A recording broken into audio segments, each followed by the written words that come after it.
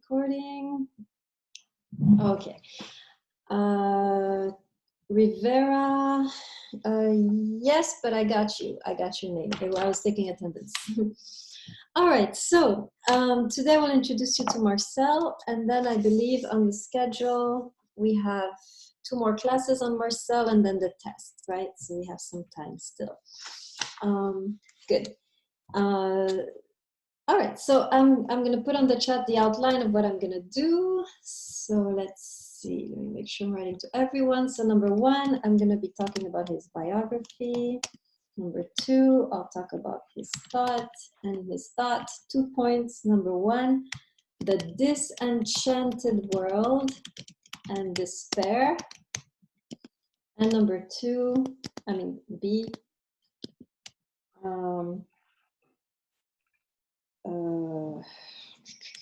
love, faith, and hope. We'll call it like that. Okay, so that's the program for today. So I'm going to give you kind of an outline of who Marcel, hold on just a second. Let me get rid of this up here. I can't. Screen. Here we go. Okay, good. All right, so I'm going to give you an outline, a kind of a summary of his thought, and then you'll be able to enter the work, which is difficult, and sort of navigate and try and localize yourself in the thought. We'll talk a little bit later about how to read Marcel. But for now, a little bit on his biography. So he was born in 1889 and he died in 1973. He was born in France. He's a French philosopher. The next 3 philosophers we're going to do are French. So you'll have to bear with me on that. So I'll tell you a little bit about his life because there are key moments in his life which will later influence his philosophy. So that's why I'm going to bring him up, because you will see this come up again in his work. So I think one of you is unmuted.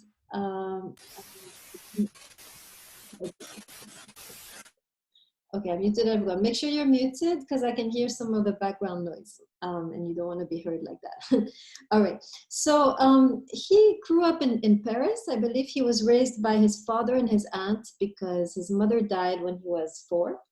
And this was actually an important event, especially the way that he experienced it. We'll come back to this notion, but he tells in some of his writings how his mother died when he was 4, but he always felt her abiding presence with him throughout his life. So even though she died, he somehow still could feel her presence. He could still have a sense of her being. And so this is an important moment in his life, because he will later on talk about this with regards to life after death. Marcel is one of the most courageous philosophers, one of the rare philosophers to talk about life after death philosophically. Most philosophers shy away from this, especially after Nietzsche. Everybody is scared of talking about these things, right? Because they don't want to be called delusional and nihilistic, like Nietzsche was saying, right? So most people after Nietzsche really shy away from these questions. The question of God, the question of life after death, the question of the soul. Everybody is avoiding this after Nietzsche. They don't want to be put on the spot. But philosophers before Nietzsche did talk about this. Plato is one of them, who really wrote extensively about the immortality of the soul and so forth. But after Nietzsche, it really is not in style. It's not fashionable to talk about life after death. So Marcel really is doing something courageous, and we're going to read a few passages on that, on his argument for the possibility of life after death. He's not going to prove it. Obviously, you can't prove that there's life after death, but he's going to make an argument for the possibility of it. Okay, so make sure you write down that he's not going to prove there is life after death, but he will attempt an argument to argue for the possibility of life after death, of what happens to the dead, right, when they depart. And a lot of what he will be writing will be based on this experience of still feeling his mother's presence around him, all around him for the rest of his life. And it wasn't a memory, right? He wants to be very clear that this is not, he's not just remembering his mother, because he doesn't remember his mother. He was only 4 when she died, right? So it's not a memory.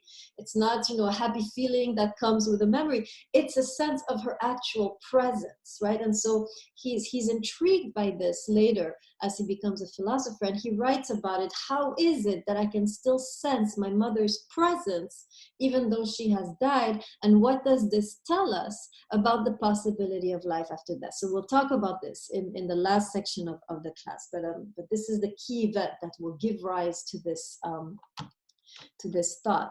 Okay, so he was raised by his father, by his aunt. He was raised in a complete agnostic home. Most French people, after the revolution, right, gave up on Catholicism.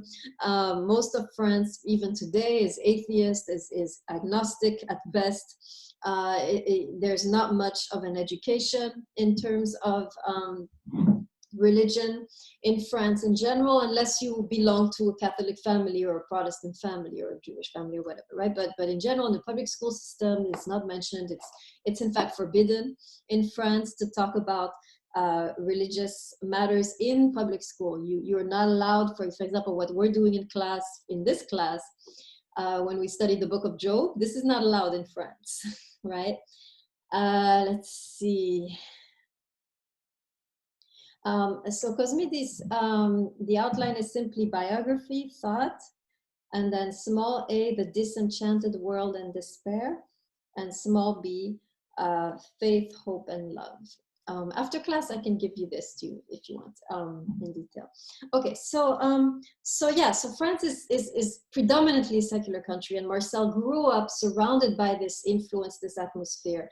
And so it became, this is also important, because as he begins to write, and this is something that will occur much later in his life, he stumbles upon a lot of the truths that Christianity has developed, especially Catholicism. But he stumbles upon these truths by himself from a secular perspective. So it's so flagrant, the connection between what he has discovered in his own philosophical journey and what Catholicism has developed to a great extent, that one of his friends, when Marcel was about 40 years old, complete agnostic, right, almost wrote most of his philosophy by that time, or a lot of it, his friend says, do you realize how the connections, the deep connections that exist between what you're talking about in your philosophy and Catholicism? And Marcel is struck by, really, there is a connection? Because he doesn't know anything. And he starts to study up on Catholicism, and he realizes that his path has converged, unbeknownst to him, with a lot of the teachings of Christianity, right? So if you come from a Christian background, you will feel familiar with what Marcel is saying, even though he was never a religious person. He discovered these truths in his own journey, right? So and this is why Marcel is so powerful, because he resonates both with the religious worldview and also is able to explain some of these concepts that we find in Christianity or in Catholicism in a way that makes sense to a secular audience. Because remember, Marcel is not doing theology, he's not doing apologetics, he's really talking about the human experience, right? And it just so happens that Catholicism has stumbled upon these same truths, right? So they're both talking about the same thing, right? So anyway, so he grows up in a largely atheistic context. He ends up studying philosophy. He's actually, not only does he study philosophy, he never really taught it, he just wrote it, but he used to organize when he was somewhat older. He used to organize these discussion evenings for all of the philosophers of the city of Paris. And now Paris at the time of Marcel was replete with philosophers. There were so many important names wandering around in Paris at the time of Marcel. There was Jean-Paul Sartre. Let me write his name down so you can... so he was a very famous existentialist philosopher, right? So he was, you know, one of the stars, philosophical stars in the Parisian context. There was also more humble Emmanuel Levinas, whom we're going to study. He was also around, although I'm not sure if he was acquainted with Marcel or if he ever went to these discussions, right? But certainly Sartre did. I believe Camus also was around, Albert Camus, the one who wrote the famous book, which you should all read right now, called The Plague. Is very, very pertinent, relevant reading for us right now. So he knew a lot of these existentialist philosophers, and he was a little older than them, and he used to give them feedback on their own philosophy. So it's fascinating to read some of what Marcel has written about Sartre, about Camus, and seeing how he's very sharp in his diagnosis of the problems in his philosophy. Yes, he also wrote The Stranger, absolutely. Camus also wrote The Stranger. He wrote The Fall. He wrote a number of important books in the context of existentialism, right? So, and he is able, because he's older, he sees through both of them. It's really fascinating the way that he's able to see through their philosophy and find the issues, the problems or the flaws, right? So he has several writings on Sartre where he responds to Sartre. He has some writings on Camus where he responds to Camus, and he knew them personally, right? They used to hang out. Let's see, did he have any interactions with Foucault and Deleuze? I think Foucault and Deleuze are a little later. So Marcel would have been, so I'm familiar of him knowing Sartre and Camus because he responds to their philosophies, but I think they came a little later. They're more of the 60s and 70s, whereas Marcel is more 40s, 50s kind of, right? You see when he was born, 1889. Whereas Foucault, this is the 60s or the 70s, right? So I think those guys came later. And I'm not familiar with him having any interactions with them. Okay. So continuing it. So he has these evenings. He has these discussions. He also oh yeah, sorry, I said he didn't teach. He did teach. I take that back. So he passed the state exam for philosophy, which is incredibly hard. And he ends up teaching philosophy in different cities of France. He also was a drama critic. So he would go to plays and he would kind of like write a review for those plays. He also wrote his own plays. He has several plays and novels of his own. If you really want to read Marcel, in a sense, Marcel for dummies. In other words, if you want a clearer version of Marcel, you should read his novels or his plays, right? Because there he's really, what he's doing in his novels and his plays is that he's playing out his philosophy. So a lot of what we will read in the complicated jargon that he's using in his philosophical works, he kind of expounds, he develops in his plays. The plays are in a way the illustration of his philosophy. They're the playing out. They're how his philosophies plays out. So I would suggest, if you really enjoy Marcel, to try to find his plays and his novels, because they're certainly more readable, clearer than probably his philosophy. Okay, so so he's doing all this until, of course, World War I, which is in 1914, and he, of course, at that time he's still young. He's maybe in his 20s. He's in his early 20s. And so he's, of course, drafted to work for the war. He doesn't want to be a soldier, so he opts for the Red Cross. He chooses to work for the Red Cross, which is the medical branch of the army. And so he's given the task, and now this is also important. This will also influence his later philosophy. He's given the task to, when a soldier has died, to contact the families. Okay, so he has to go with the soldiers' things and clothes or whatever remains of the soldier. He has to bring that to the family, and he has to announce to the family that their son or brother or husband has died. So that's his task during the war, during World War I. So it's difficult, very difficult task, but he's doing it courageously, and as he's doing it, he starts to notice a pattern. in the way that the families are reacting. Now, this is significant because this will stay with him and he will explore this in his later philosophical works, right? So the pattern is this: each time he brings the news, right, he always notices the same reaction in those families. It's always the same reaction, and it's the reaction of, yes, we see that indeed there is evidence that he has died, but maybe he made it. Maybe somehow we don't have all the information. Maybe somehow he will find his way back to us after the war. And these families, in a way, had the common denominator of what later Marcel will explore as hope, right? All of them show this kind of aptitude to hope in the face of despair. In other words, there is nothing in the reality which would give them any indication that their son is still alive, and yet these families hang on to the hope that perhaps he made it. So maybe he escaped, maybe, you know, maybe he's still alive somewhere, maybe he will come back, right? So we'll come back to this event and this experience when we study the concept of hope next time, right? In the next 2 times we meet. Okay, so he's also, so after the war, of course, he continues to teach, to write.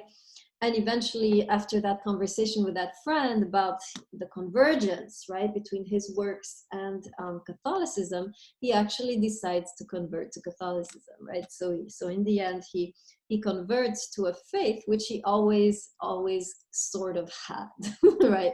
He always, the intuitions of Catholicism, he already had found in his own philosophical journey, right? So it's not a big step for him to convert. Okay. So this is for his biography. So let's talk a little bit about his thought. There are 2 main points that I wrote in the chat. So we'll look at the first one first, the Disenchanted World and Despair. Okay, so let's first see what I mean by disenchanted. Okay, so disenchanted is not enchanted. What does it mean? So let's look at this. What does it mean for something to be enchanted? What do you think? I'm listening. Magical, yes. What else?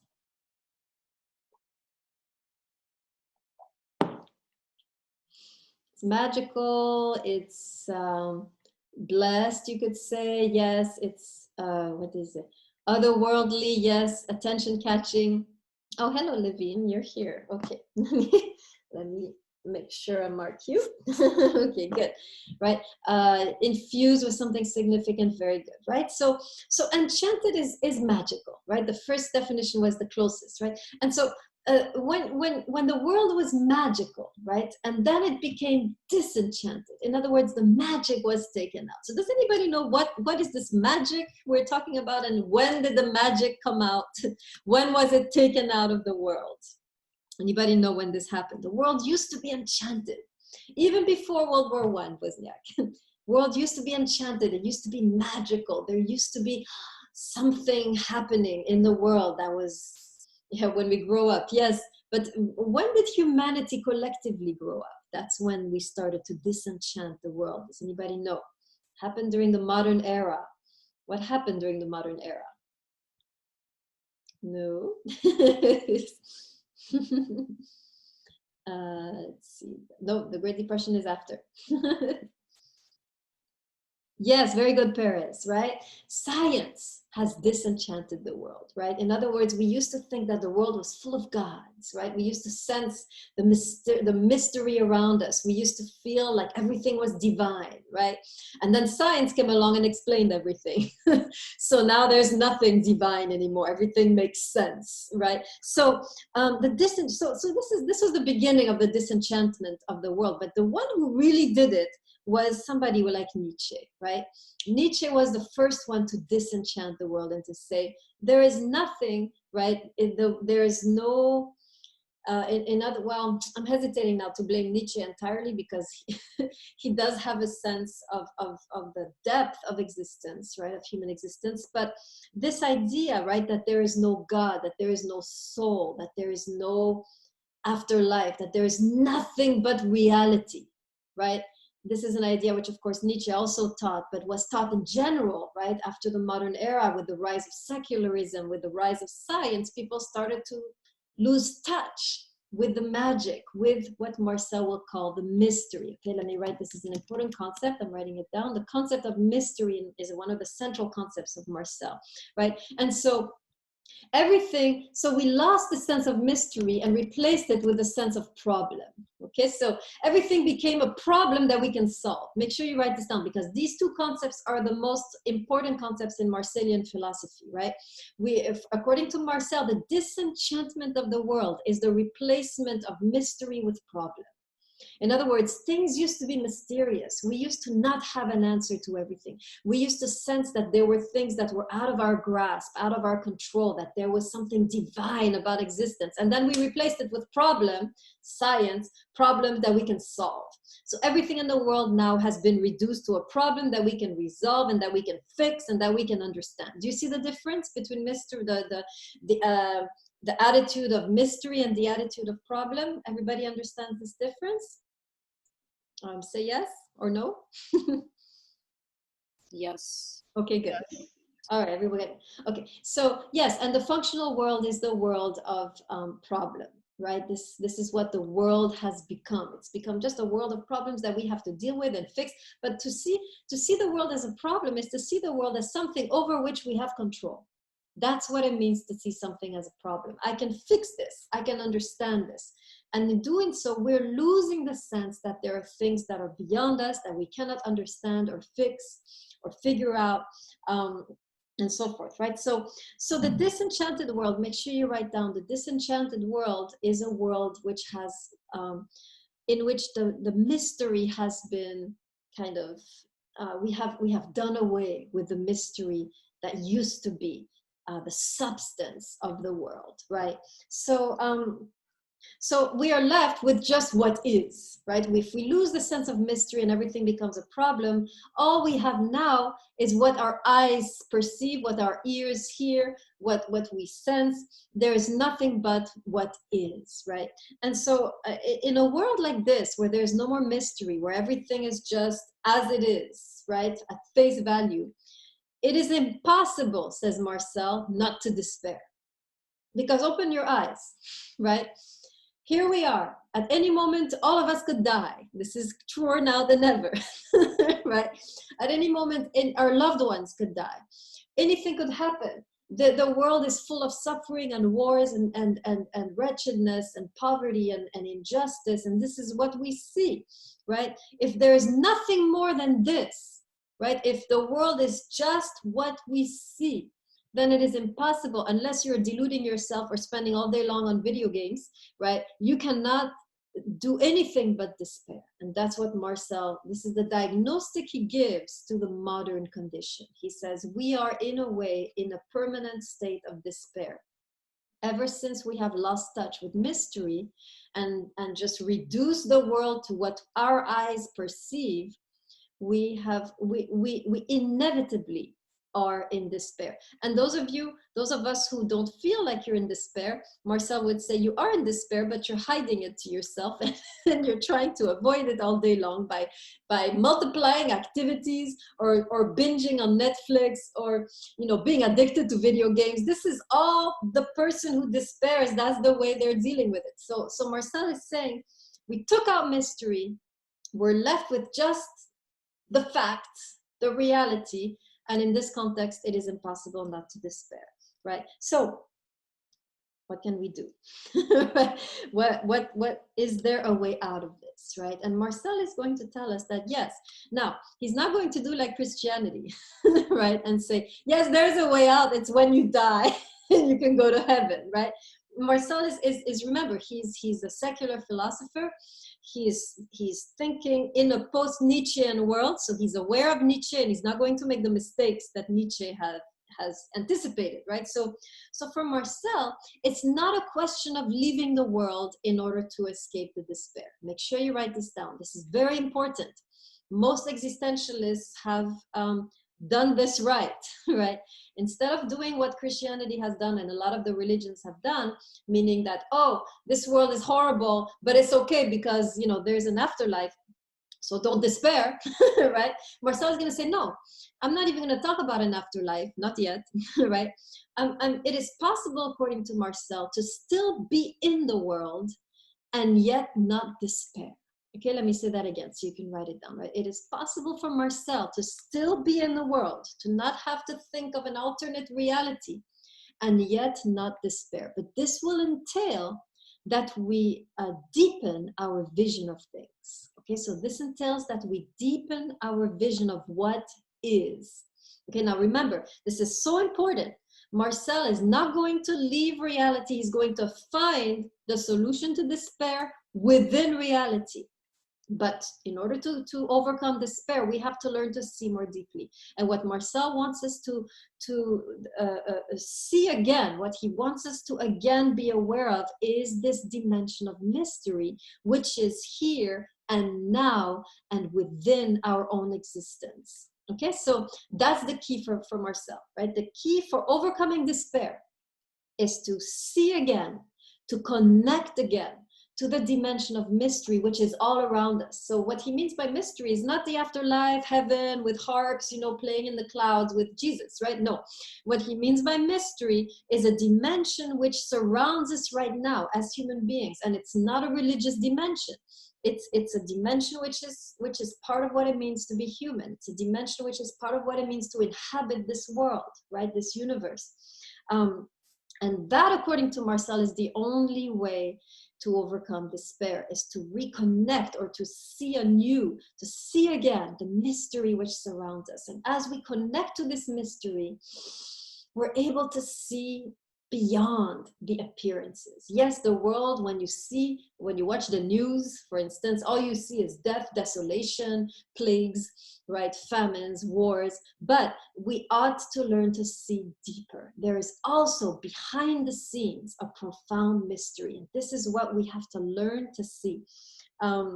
Okay, now, so first thing, right, remember, the test question is how does Marcel respond to Nietzsche? So already we see one powerful moment here in Marcel with regards to Nietzsche is that and make sure you get this, right? Marcel is in agreement with Nietzsche that we shouldn't escape reality. This is very important. This is why he's a good interlocutor for Nietzsche. He's the right person to be speaking to Nietzsche because he agrees with Nietzsche.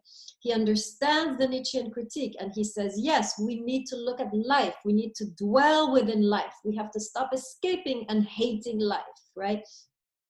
But perhaps Nietzsche even had this, right? But more powerfully than Nietzsche, Marcel is able or willing or courageous enough to see the dimension of depth within reality. There is not just what we see, there is also what we sense. Okay, let me write this down. This is nicely put. What we see, but also what we sense. This is the key, right? Yes, we see everything that's happening, but we can also sense something else. And this something else that we sense is what Marcel calls mystery. Okay, so we need to go into details as to what is this? What is it? How do we perceive mystery? What are we sensing, right? All right, so first of all, right, with regards to this dimension of mystery, if Nietzsche were with us, because we're going to have him be with us the whole time, Nietzsche would say, okay, Marcel, that's nice. You're trying to find mystery in reality. It seems that you have a love for existence, a love for life. You see that there is something beautiful in life, but he might say, how do you know there is a dimension of depth? How do you know there is more than what we see? How can you prove to me that there is this dimension of mystery, right? And so this is where, now pay attention because this is the difficult part, right? I'm going to show you the argument that Marcel makes. I'm gonna summarize briefly the argument that he makes so that you can recognize it when you start to read him, right? So what Marcel is going to say is that yes, there is reality which we perceive with our five senses, right? I see the wars, I see the desolations, I hear, the couple next door arguing all day long. I smell the garbage in my street, right? So we have these senses, we have certain feelings, right? Which have to do with the reality around us. So so we have a way, obviously we can see clearly the true reality, but how do we perceive mystery? And the key concept here for Marcel will be our feelings. In other words, we see reality, but we sense mystery. Okay, so what does it mean to sense mystery? And for this, we have to talk a little bit about the importance of feelings in Marcel's philosophy. Okay, so let me talk a little bit about that. So there are two types of feelings. We have to be aware of this to understand Marcel. First type of feeling are what I will call, this is me, this is my terminology, physical feelings. In other words, these are feelings that you have, that you have because of something in the world did something towards you, right? So in other words, these feelings that you're having, these physical feelings, which I'll tell you what they are, they're coming from an experience of the world around you. So for example, I'll give you a list of them. You have anger, you have sadness, you have anxiety, you have fear, right? Joy, happiness, excitement. Okay, these are all typical feelings that we have, which, you know, you don't have them randomly. You don't wake up, you know, and absurdly feel sad. Well, some of us do, but in general, there is some reason, right? There's always, so this is very important. Our feelings always tell us something about the world. Make sure you write this down. This is key. Our feelings are not just chemical reactions in our body. They tell us something about the world around us. In other words, in the philosophical terminology, our feelings, I'm writing it down, are intentional.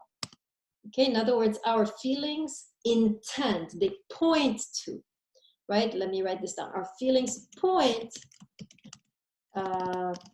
to a reality.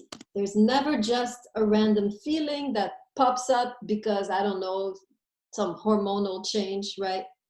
Feelings always point to an outside reality. Even some of us who have been depressed for ages and you don't even know why you're depressed anymore, right? There was something in reality that triggered this. If you go back several decades in your life, you will find that moment when reality triggered this in you. Or those of us who are chronically anxious, right? So there's always, so feelings always in a way are, they point to a reality. They are saying something about reality. Everybody clear on that, on the physical feelings? Does that make sense? Say yes if you're clear on that. Yes. Okay, good. Because very good. Good. All right. So now, in order to understand Marcel, we have to understand there's another type of feeling which I will call metaphysical feelings.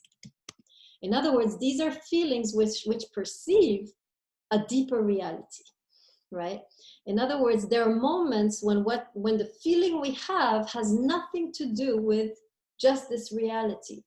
And so there must be a deeper layer of reality which is calling forth that feeling. I'm going to give you an example right away so you understand what I'm saying. But let me say it again, right? A metaphysical feeling is a feeling which you cannot explain that feeling from just looking at reality. You're feeling the feeling, but you don't see the cause in the reality around you. And so according to Marcel, there must be a deeper layer of reality that is calling forth that feeling. Okay, let me write this down, right?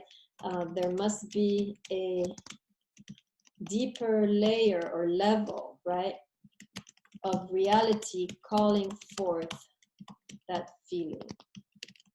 Okay, I'll give you an example right now. This is an example that Marcel himself talks about in one of his plays. So in one of his plays, he has this woman. So he features this woman, and this woman today, she would be the equivalent of some woman living in New York in the Upper East Side, pretty wealthy. Her husband is in finance. You know, her kids are perfect. They don't have pimples. They're well behaved. They have great grades. They're perfect. Everything is perfect in her life, right? And so he depicts a woman like this, right? She has everything she's ever wanted. She also has a career. She's not stuck at home. She has, she's blossoming in her career. She has these great kids. Her husband is a good person. They have money. And yet he describes this woman as having something. She's still somehow dissatisfied. She still senses something is missing in my life, but I don't know what it is, right? Now, this kind of feeling has a big name in Marcel's philosophy. He calls it ontological exigence. Okay, we'll talk about this in a second. So, in other words, so first let's look at this feeling. Let's explore it together. So this woman, she's missing something. Where is this feeling coming from? She's wealthy, she has great kids, she has a career. What? Right? Where is this coming? What is provoking this feeling? Right? If you're angry, there's something provoking your anger. If you're depressed, there's something in the world provoking your depression. But this feeling that she has, there is nothing when she looks around in the world that might be provoking this. So what does this mean according to Marcel? What is her feeling pointing to according to Marcel? See if any of you got it.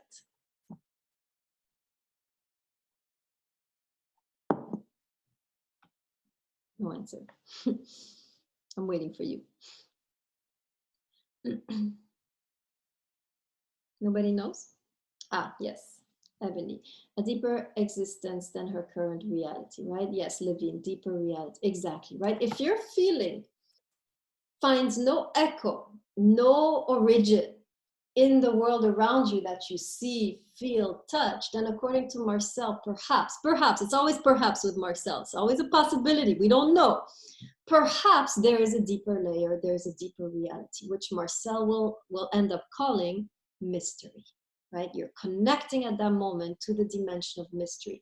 In other words, at that moment, you are longing for something more. You're longing for mystery. Does that make sense? So the woman, she has this longing, she has this dissatisfaction, and yet everything is fine around her. According to Marcel, therefore, her longing is towards a deeper layer of reality. She's actually there longing for mystery, and longing for what Marcel calls being, which is just another name for mystery. This is the same. Okay, I'm at the same time introducing you to the terminology of Marcel, right? So the dimension of mystery, which surrounds us, is also called in Marcel the dimension of being, with a big B, capital B.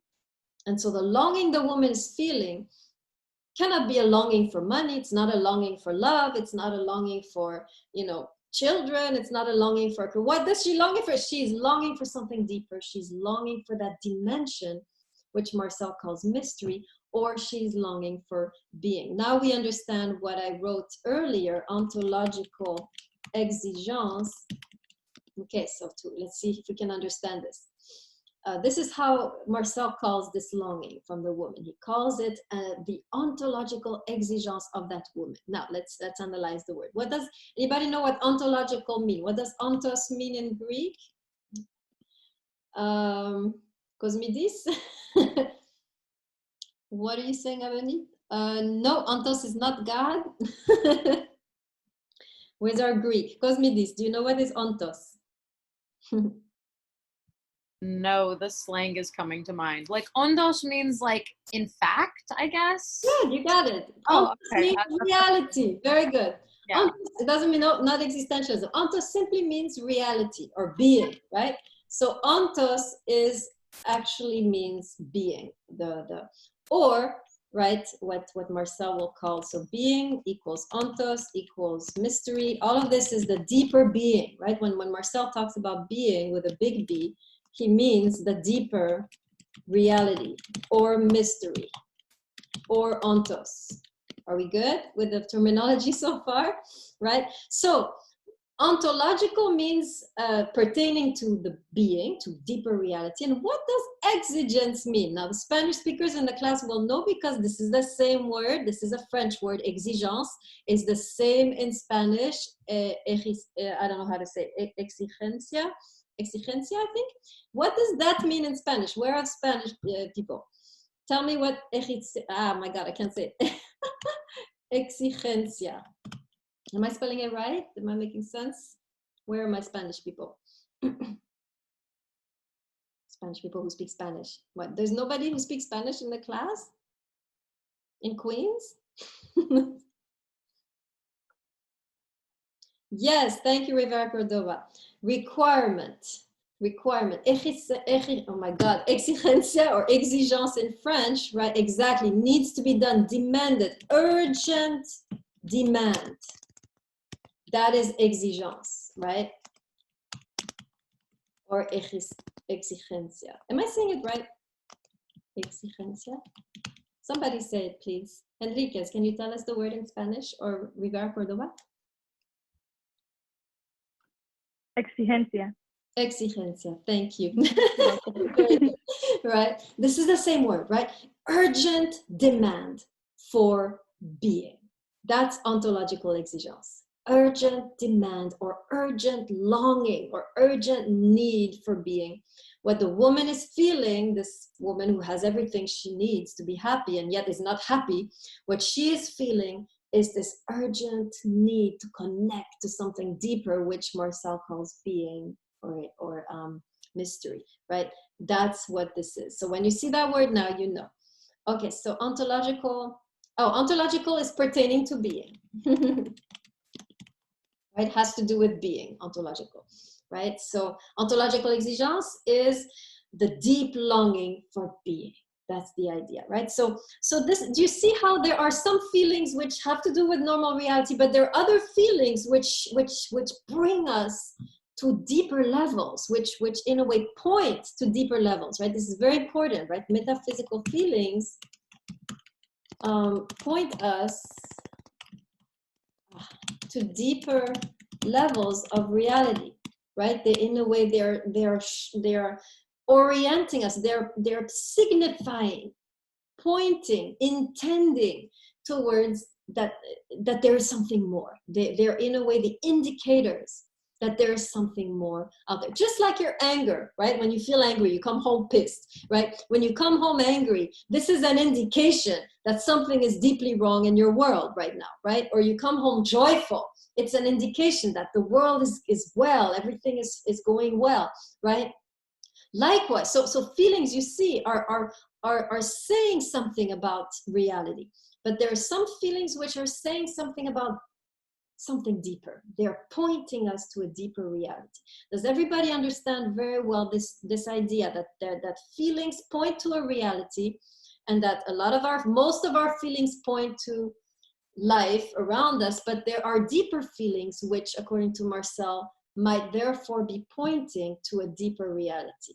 Yeah, it's a kind of sixth sense. You could say that, right? You're sensing that you're connecting to something deeper through that feeling. And one of the feelings we studied today was this ontological exigence. This is this longing for more, this dissatisfaction or restlessness. You're longing for more. At that moment, you are connecting with that deeper, or longing to connect to that deeper dimension. And so in a way, that the feeling itself is proof that this dimension might exist. You see how he's working? Let's see what Wozniak says. So the physical includes emotions. In this case, it was only physical and metaphysical. Yes, so you have physical emotions like anger, depression, which point to the physical realm, right? If you're angry, somebody physical, made you angry. But there's some metaphysical feelings, I call them, this is my terminology, metaphysical feelings, which there's no explanation in the physical world. And therefore, according to Marcel, they are pointing to a deeper reality, to the metaphysical realm, to the realm of being, to the realm of mystery. Does everyone understand very well the importance of feelings in the philosophy of Marcel? Anybody need clarification? Because this is very important. All of us need to have that basis. Yes, any other questions? Anybody is unclear? You want to ask the question?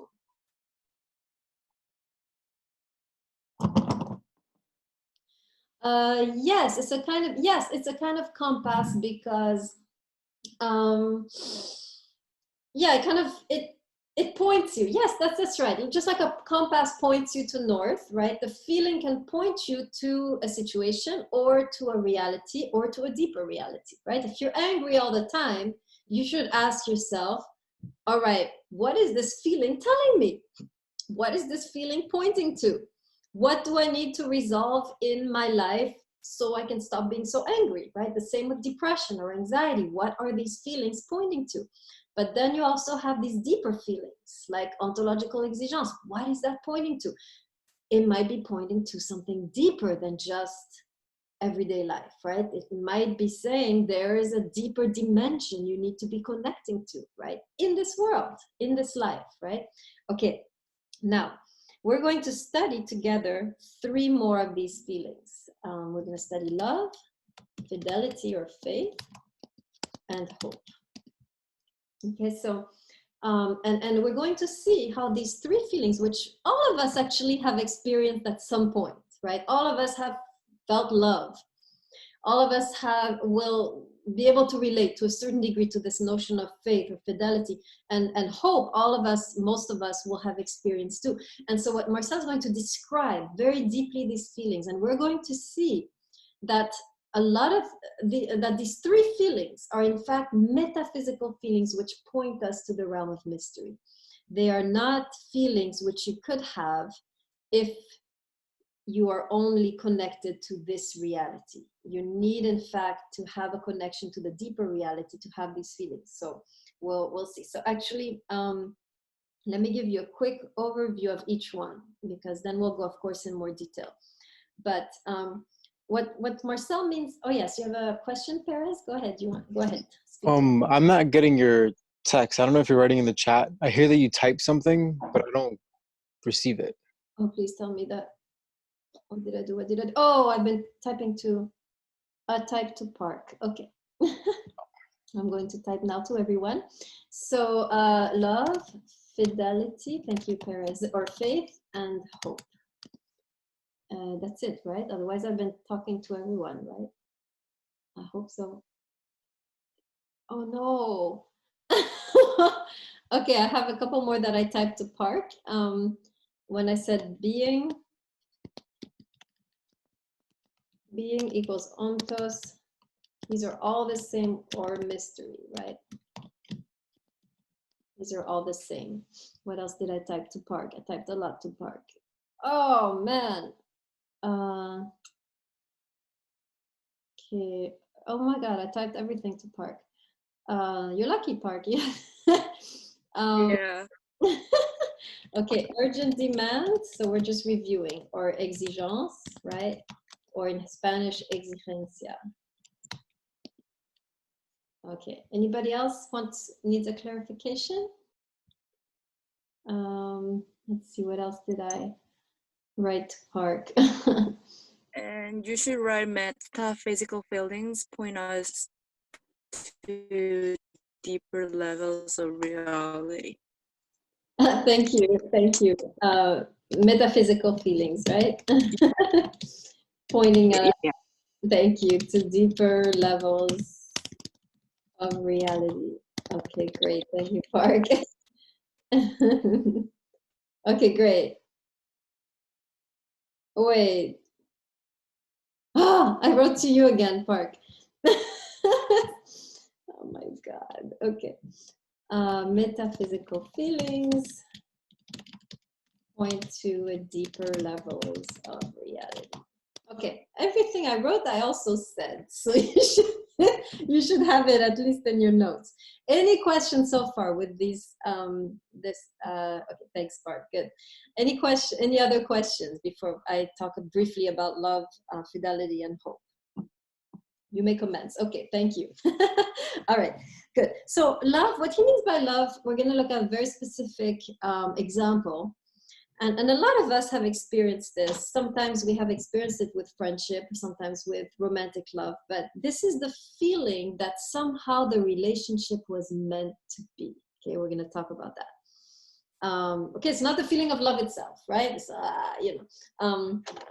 although you can also make the argument that there are some kinds of love which I don't see how they're possible, just looking at reality, right? How are you loving this horrible person, right? So you could argue that the love at that moment is connecting to something deeper, but this is not what he's going to say, right? He's going to say love here, the way he understands, the way he's going to talk about love, is the feeling we have that somehow the relationship was meant to be.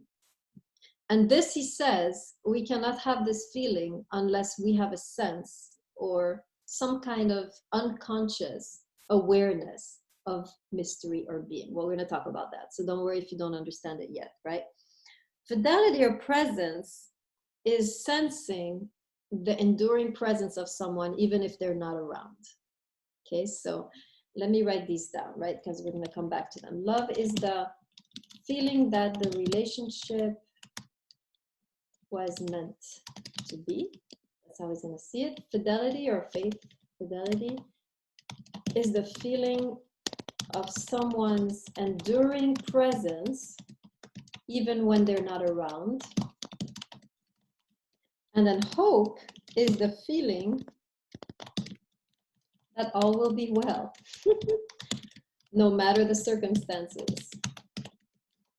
Okay, let's take a survey. How many of you have felt how Marcel describes love?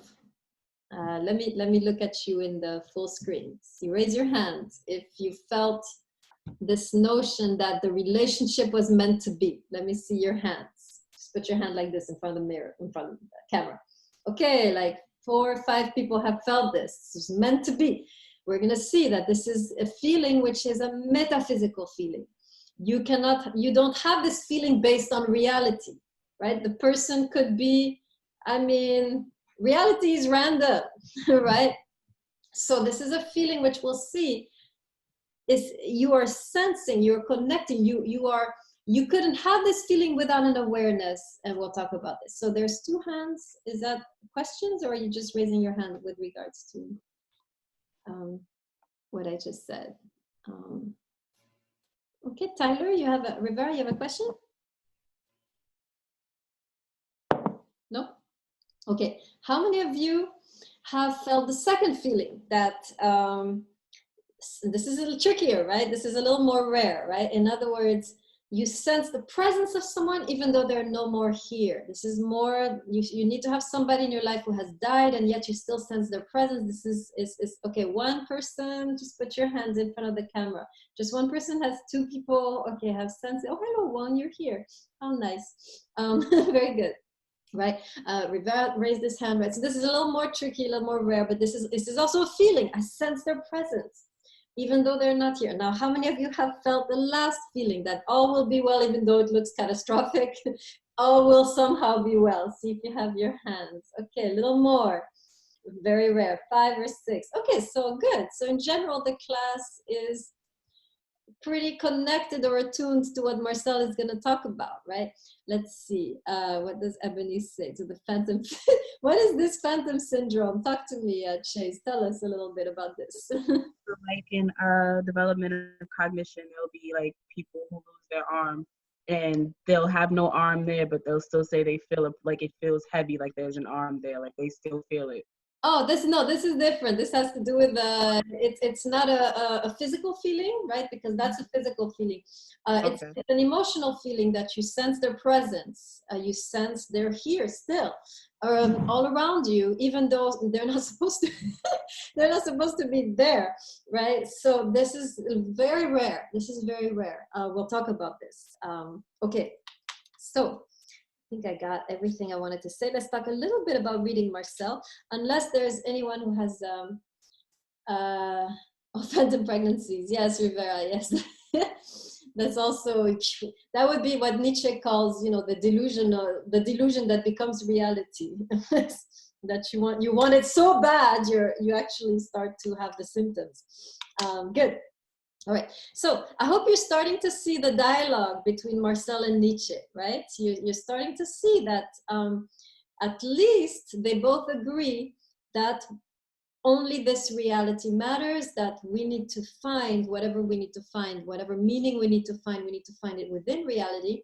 And Marcel, however, is seeing a little bit more deeply perhaps than Nietzsche when he says there is a deeper dimension that we can actually argue for. This is key. He's going to argue for the fact that there is mystery and not just facts, right?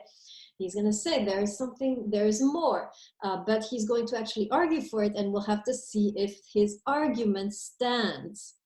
What's the expression? If it stands its ground in the face of Nietzsche, right? This is what we're going to be doing throughout the next few classes, right? Does what Marcel say, does it hold?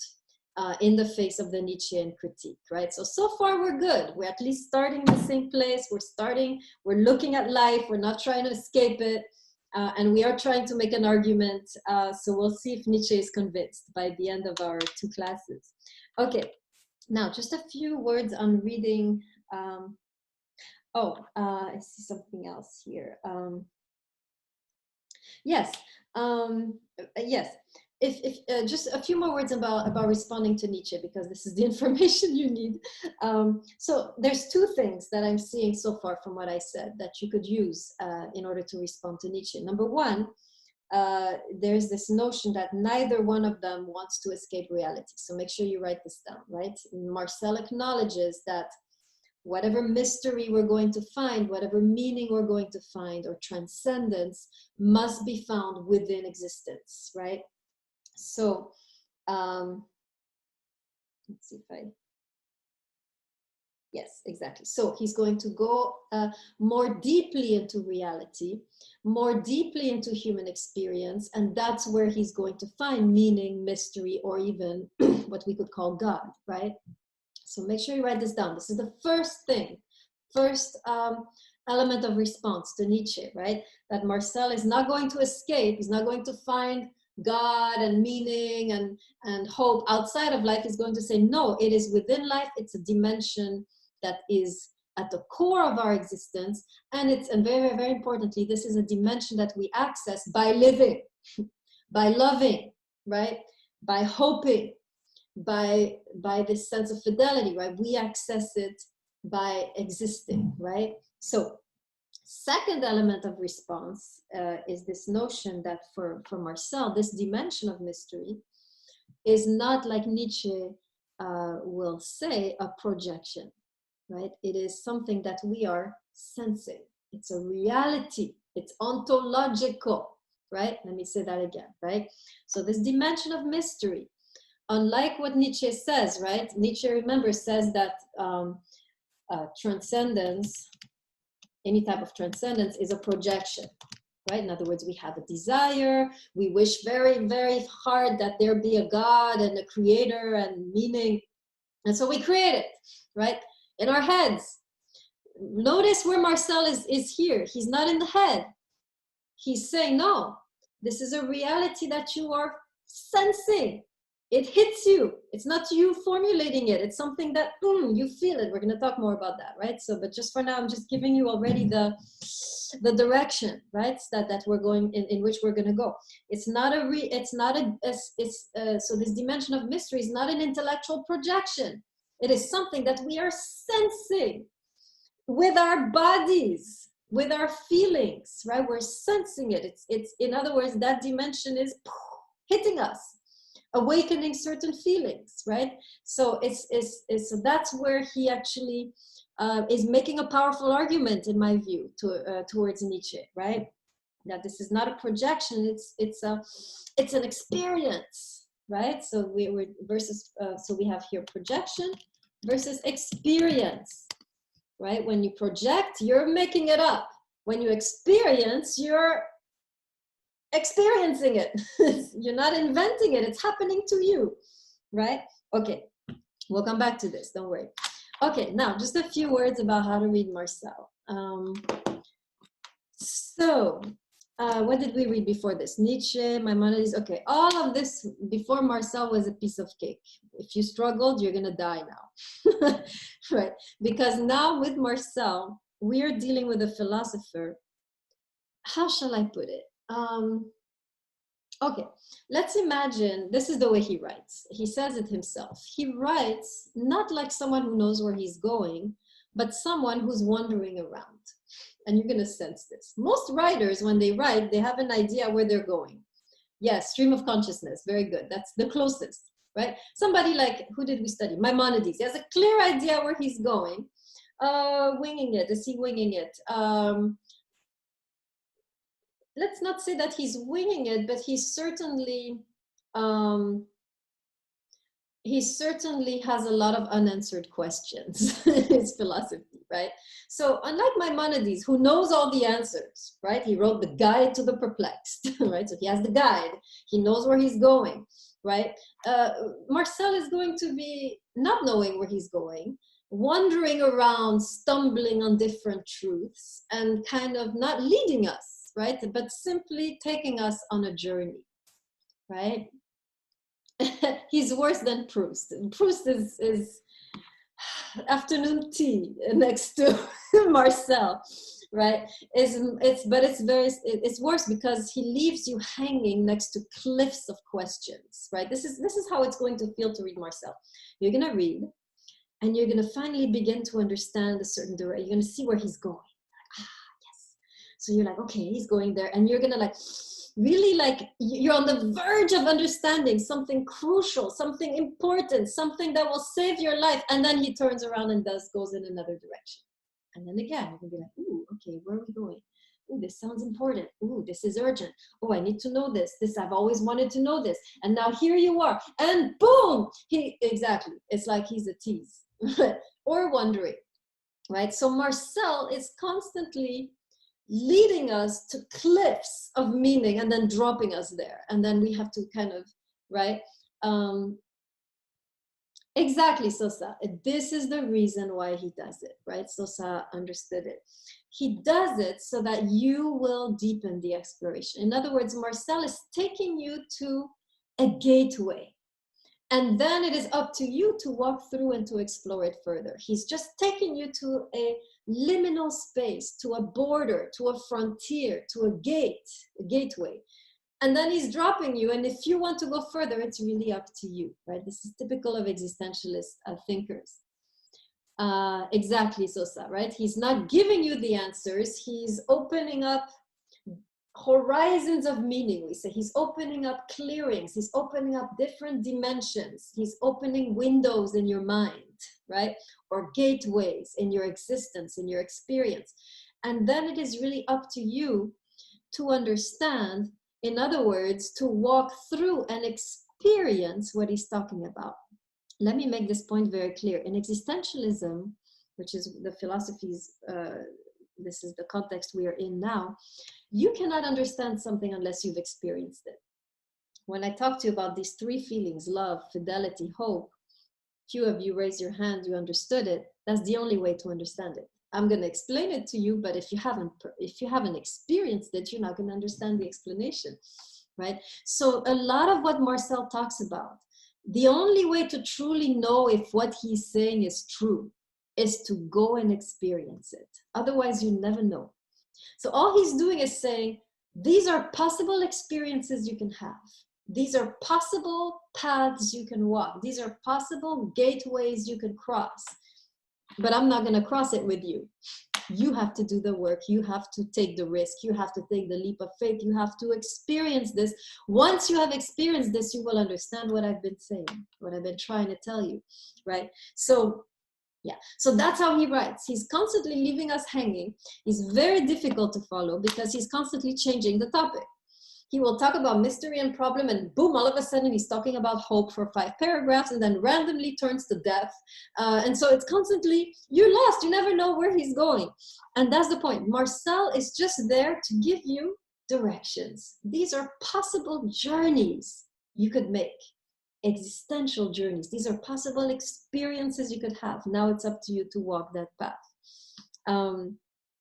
So when you read, again, remember, you have to read, the best way to read any of these books is in a relaxed, enjoying attitude. Just enjoy being completely lost. Can you do that? As you're reading Marcel, just enjoy the ride. You don't know where you're going. It's like they put a thing, you know, when the mafia kidnaps you and puts you in a car and puts something on your head, this is where you are with Marcel. You don't know where you're going, so you might as well enjoy it. So just enjoy, underline the thoughts that you find are profound, even if you don't completely understand them. Just enjoy what it's like to follow Marcel on his wanderings, right? And then in class, we will try to clarify some of these experiences. But for now, for the reading, there's nothing more you can do than to just enjoy the wandering, meandering writing of Marcel. Okay, any questions as to anything that I've said so far that you need to clarify? Okay, good.